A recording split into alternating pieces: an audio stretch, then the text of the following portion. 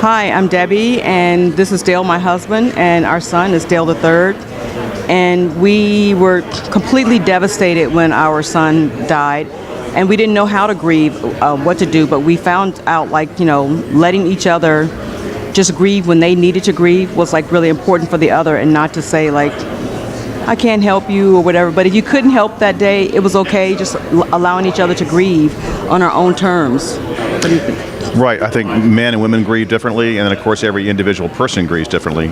And for us, like Debbie said, the key was to have a lot of space and a lot of ability to grieve as you need to grieve.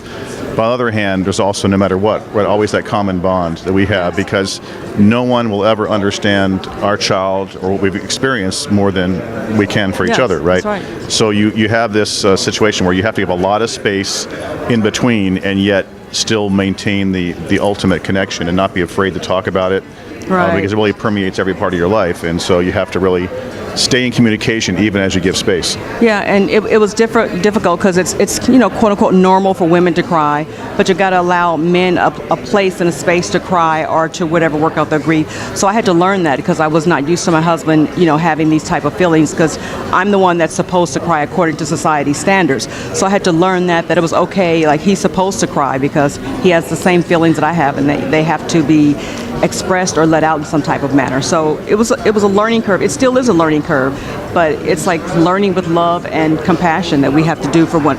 We have to be here for one another. Right, and many men really do, even in today's society, I think, struggle with feeling that they can open up. They may have a fear of rejection or misunderstanding, or maybe just a deep-rooted inability, because even from as young boys, we're kind of taught to be tough. Yeah, boys don't cry. Boys don't cry. Or as a little boy used to say, boys don't get tired either, but that's a separate issue. Anyway, for men, it's different, it's a challenge, but I think that by both giving space and staying connected, kind of that balance, I think is the best approach. Yes.